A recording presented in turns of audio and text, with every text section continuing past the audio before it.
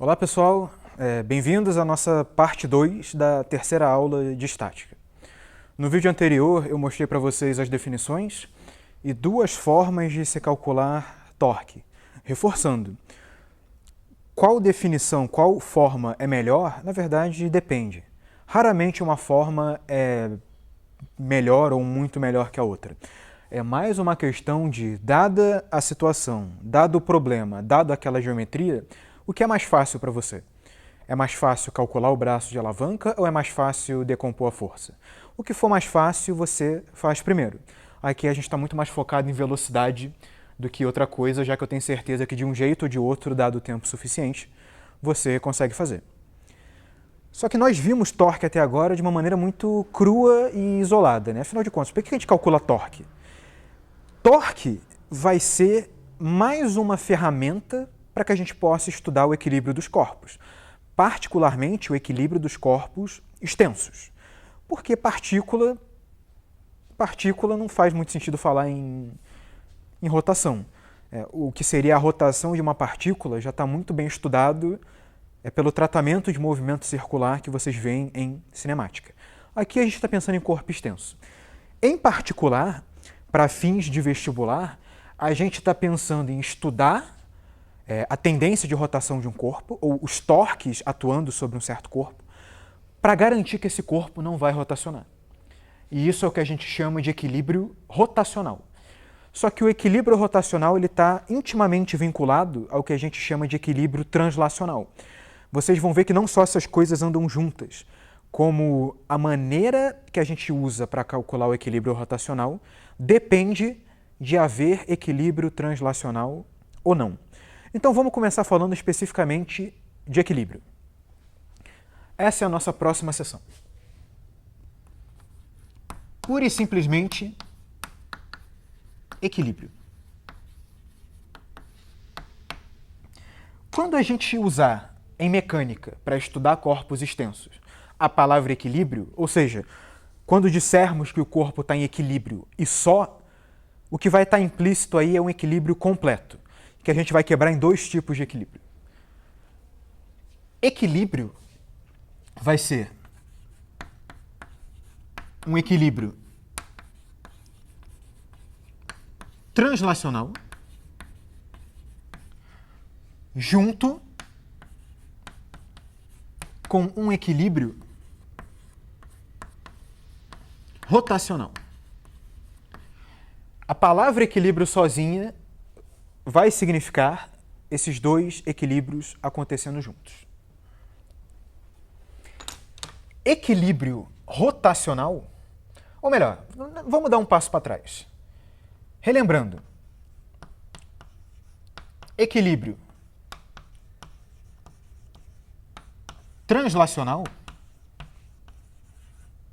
para a gente, significa somatório das forças atuando num corpo igual a zero. Talvez o corpo esteja em movimento retilíneo uniforme, talvez ele esteja em repouso, mas o somatório das forças sobre ele, no caso do equilíbrio translacional, é zero. Equilíbrio rotacional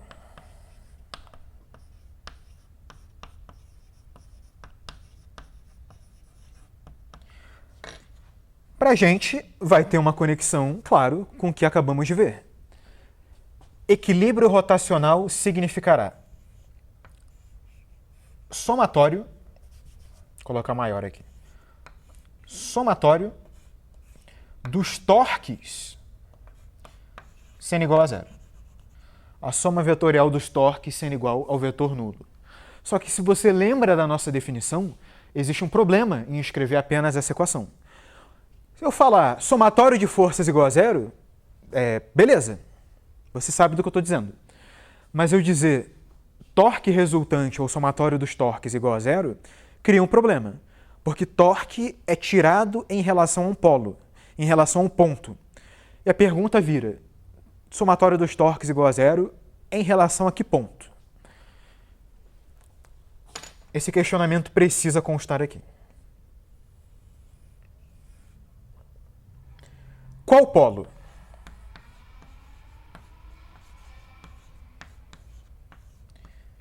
De qual polo estamos falando?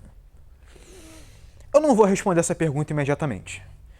Em vez disso, vamos refletir sobre 3 situações muito simples, mas com algumas diferenças entre elas. Então vamos fazer um exemplão aqui, que na verdade são 3 exemplos.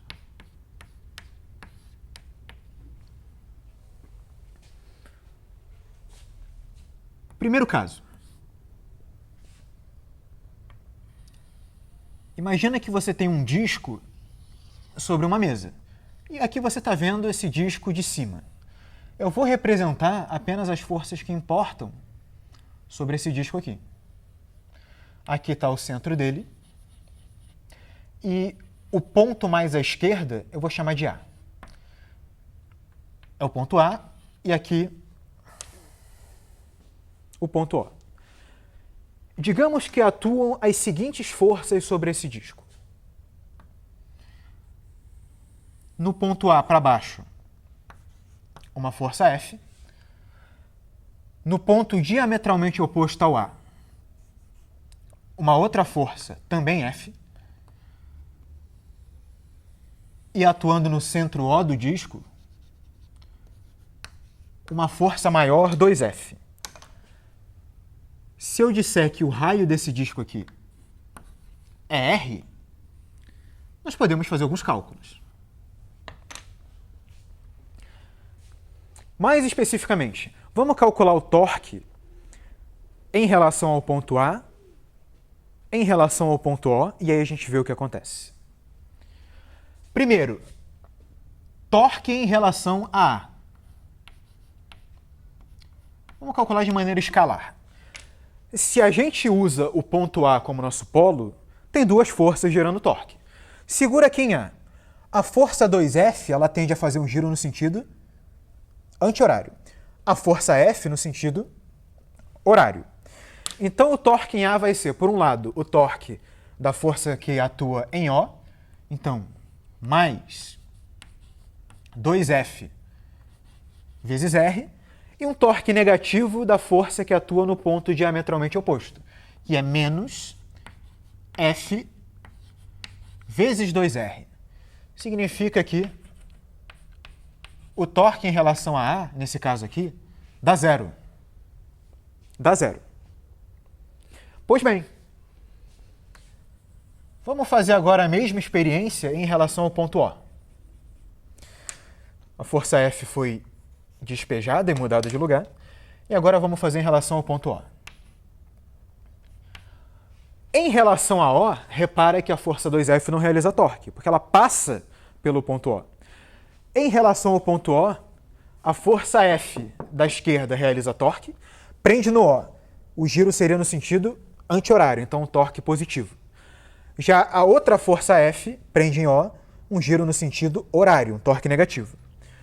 Então, o torque total em relação a O seria, pensando na esquerda, mais F vezes o braço de alavanca, que vai ser R, menos o outro F vezes o braço de alavanca, que também vai ser R. Repara que, nesse caso, o torque em relação a O deu zero. Então, tanto em relação a quanto em relação a O, o resultado foi o mesmo. Interessante. Eu vou propor um desenho semelhante, mas com um esquema de forças diferente. Então imagina esse disco sendo visto de cima de novo, o ponto O de novo, o ponto A de novo, mas agora a gente tem outras forças. Imagina que no A eu tenho uma força F para cima, e no ponto diametralmente oposto ao A, eu tenho uma força F para baixo. O raio continua sendo o mesmo, R. Vamos calcular torques em relação a A e em relação a O. Primeiro, em relação a A.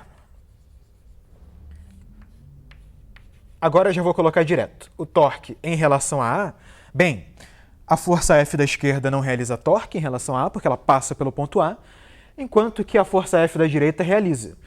Prende no A. Como o giro seria no sentido horário, o torque é negativo.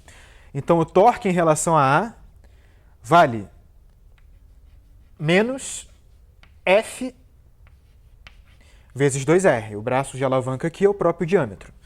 Ou seja, menos 2FR.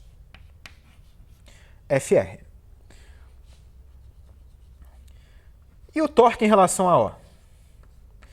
Em relação a O, as duas forças realizam torque. Prende no ponto O, a força da esquerda faz um giro no sentido horário, então torque negativo. A força da direita faz um giro no sentido horário também, então torque negativo. Aqui seria menos FR para a força da esquerda, menos FR de novo para a força da direita. Os dois braços de alavanca, nesse caso, são o próprio raio. Isso dá um total de menos 2FR. Interessante. Parece que, de novo, o torque em relação a A coincidiu com o torque em relação a O. Será que o torque sempre coincide, não importa o ponto que eu pego? Vamos fazer um terceiro exemplo. 3. O mesmo disco sendo visto de cima e com um esquema de forças ligeiramente diferente. Repara que o disco encolheu nesse desenho, mas o mundo é assim, dinâmico. Eu vou dizer que em A existe uma força F para baixo e que no ponto O atua uma força para cima que eu vou chamar de 2F. E o raio não mudou, continua sendo R. Ah, mas o tamanho do disco mudou. Mas o raio é o mesmo. Como? Mistérios da vida. F e F. Vamos calcular os torques em relação a A e em relação a O. Pois bem, em relação a A, o torque em relação a A vale. Quando a gente toma o ponto A como referência, esse F da esquerda não faz torque, mas o F da direita faz, o 2F da direita faz. Se você segura em A, o giro é anti-horário, então esse torque é negativo. É positivo, desculpa. Anti-horário é sempre positivo.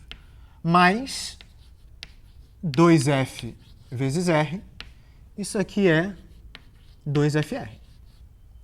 Se você pega em relação a O,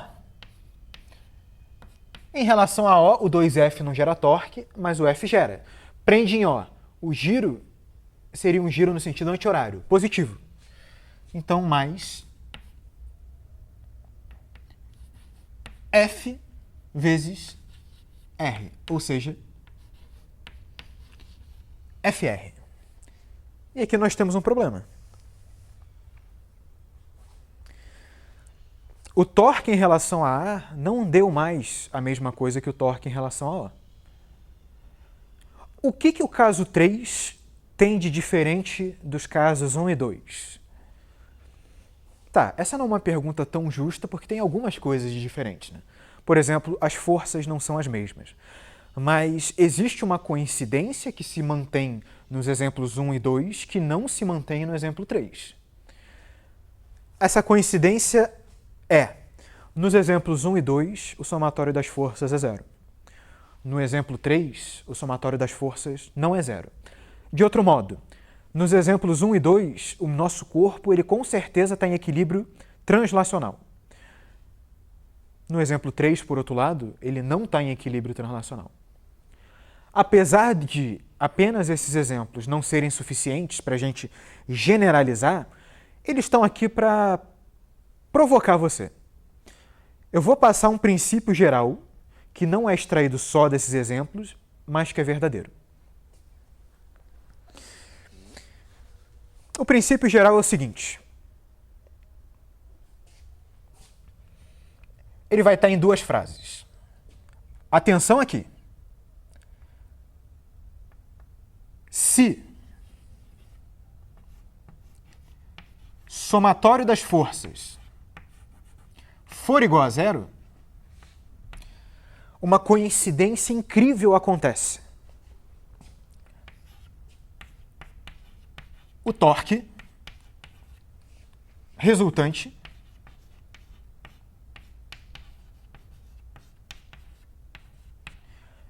é o mesmo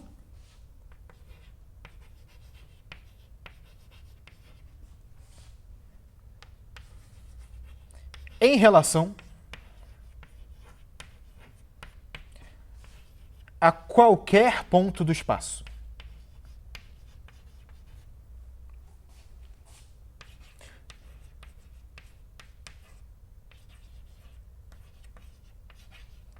Essa é uma afirmação muito forte.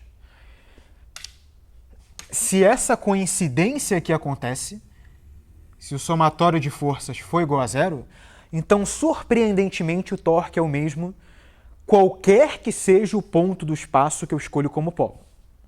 Qualquer que seja. Por outro lado, se o somatório de forças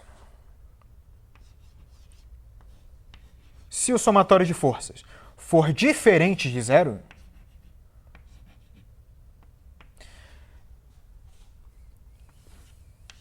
o torque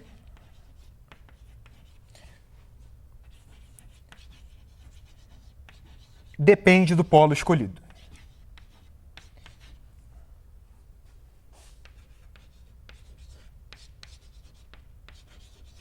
Repara, eu não estou dizendo nesse segundo caso que pontos diferentes necessariamente terão torques diferentes.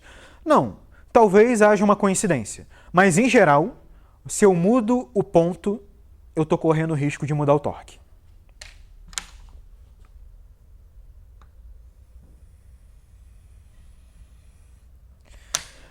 Isso aqui, no entanto, diz respeito a cálculos de torque no geral. A gente começou falando de equilíbrio. Então vamos reescrever essas frases de uma maneira que nos ajude a determinar ou não situações de equilíbrio rotacional.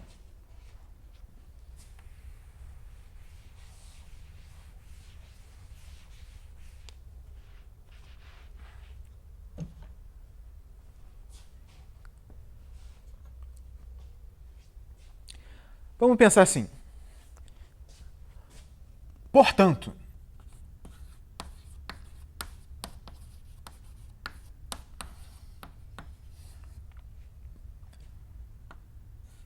se o somatório das forças sobre o corpo for zero,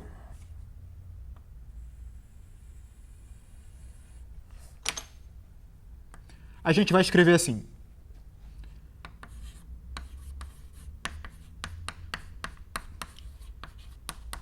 O equilíbrio rotacional, lembrando, somatório de torques igual a zero,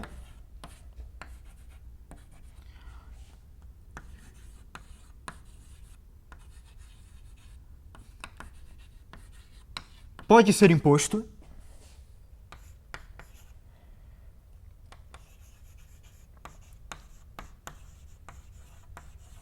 em relação a qualquer ponto do espaço.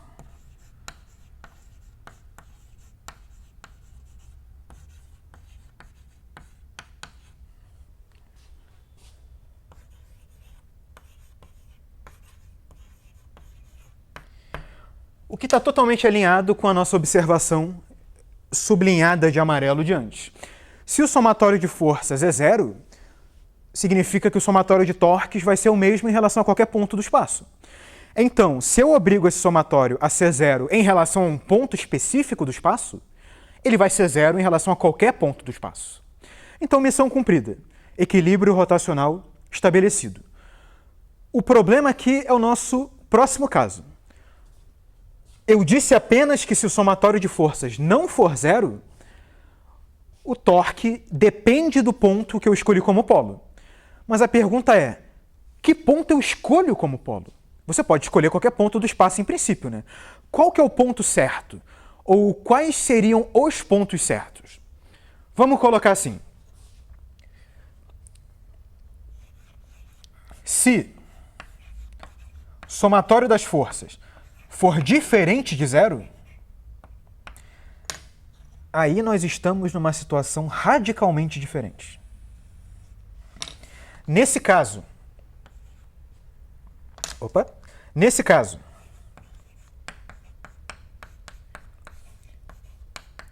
o equilíbrio rotacional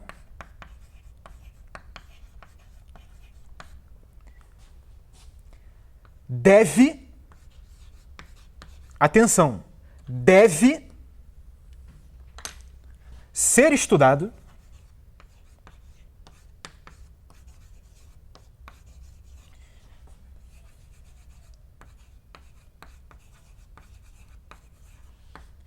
em relação ao centro de massa do corpo.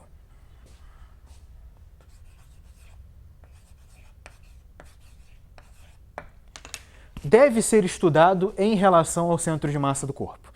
Pessoal, esse ponto não é negociável. Se o corpo não está em equilíbrio translacional, tem que ser estudado em relação ao centro de massa do corpo.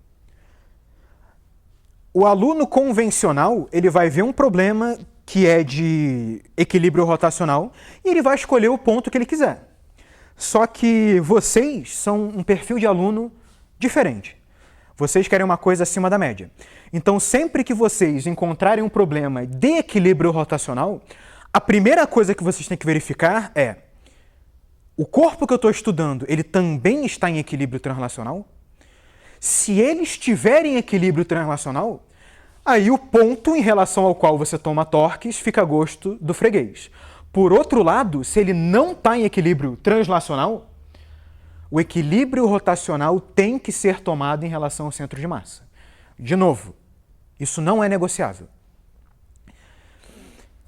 Se vocês abrirem o complemento de vocês, existe uma questão do ITA, uma discursiva, se eu não me engano, de 2006. Confiram o complemento, eu não tenho certeza da data. Que é basicamente um carrinho e umas forças atuando sobre ele. E, se eu não me engano, o enunciado pede para calcular o... Eu não lembro se é o máximo atrito, ou é o máximo alguma coisa sobre o corpo. E você precisa usar um equilíbrio rotacional para descobrir qual é a normal nos pneus da frente e nos pneus traseiros. Porque como o carro não é simétrico, a normal não vai ser a mesma. Você precisa desse equilíbrio rotacional para achar essas normais. O problema desse problema é que esse carro não está em equilíbrio translacional. Esse carro está acelerado. E como ele está acelerado, você obrigatoriamente tem que tomar os torques em relação ao centro de massa. Era uma questão discursiva. Então você não tinha uma alternativa, ou melhor, a ausência de uma alternativa para dizer para você que você errou. Se você escolhesse um ponto nada a ver, seguindo essa definição aqui, você ia errar e errar feio. Você tem que tomar o centro de massa. Então cuidado com isso.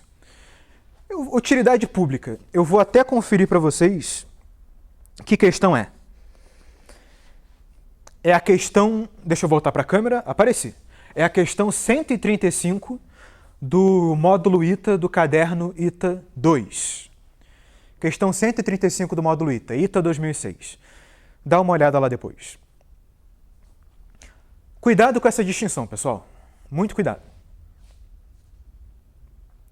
Mas, em princípio, você consegue resolver o problema em qualquer um dos casos. É só questão de você identificar de qual caso você está falando. Qual o caso certo. Beleza? Se não tiver beleza, volta o vídeo. Vamos continuar.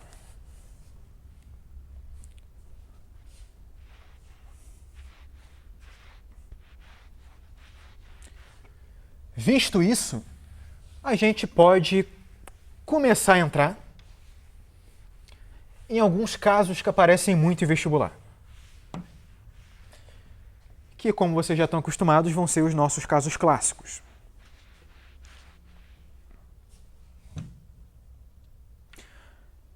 Casos clássicos.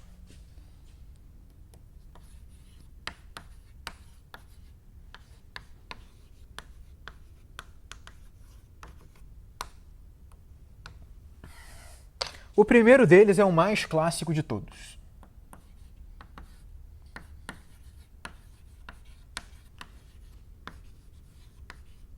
É a barra horizontal apoiada.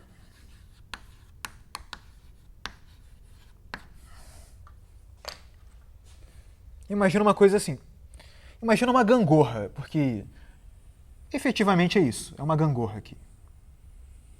A gente tem uma barra horizontal, ela está apoiada ou articulada num ponto que não necessariamente é o meio dela, e a gente vai pensar por simplicidade que essa barra é muito leve.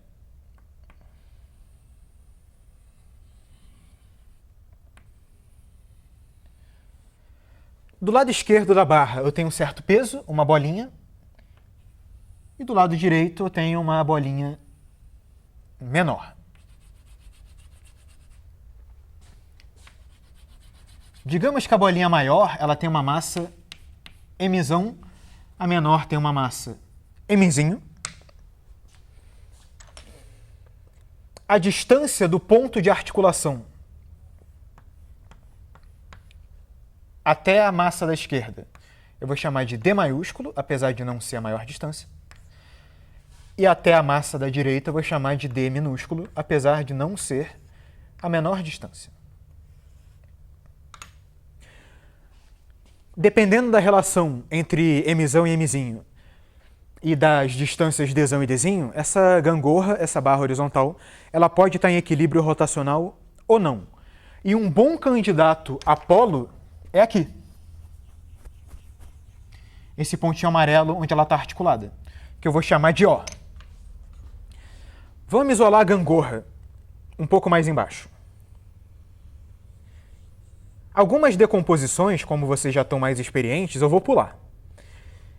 Então, se você pensar na massa da esquerda, você sabe que ela está em repouso sob a ação de duas forças. A normal da gangorra sobre ela e o peso dela. Consequentemente, a normal do lado esquerdo é igual à massa. Então, eu vou colocar o par ação-reação dessa normal já sendo igual ao peso. Então, mzão G. Analogamente do lado direito. Deixa eu aumentar a barra. Mzinho G para cá.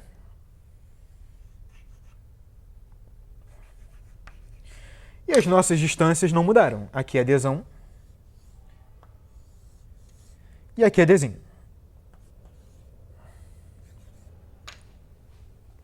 Vou colocar aqui do lado.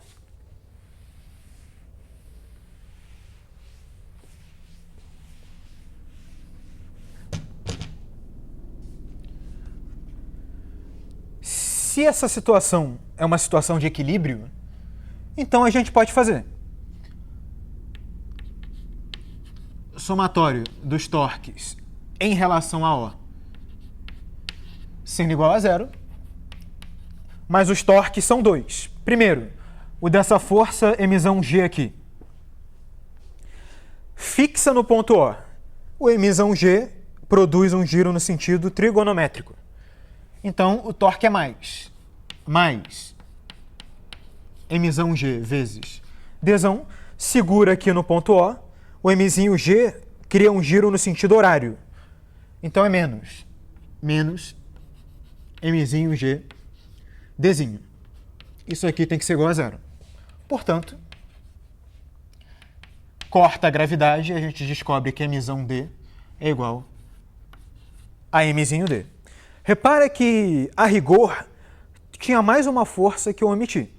Eu estou tomando torques em relação ao ponto O, mas eu poderia esquecer o apoio e imaginar, existe uma interação entre o ponto O e o apoio. Entre o ponto O que pertence à barra e o apoio. E essa interação podia constar aqui. Chamar de, digamos, um N. Uma força N do apoio sobre o ponto O.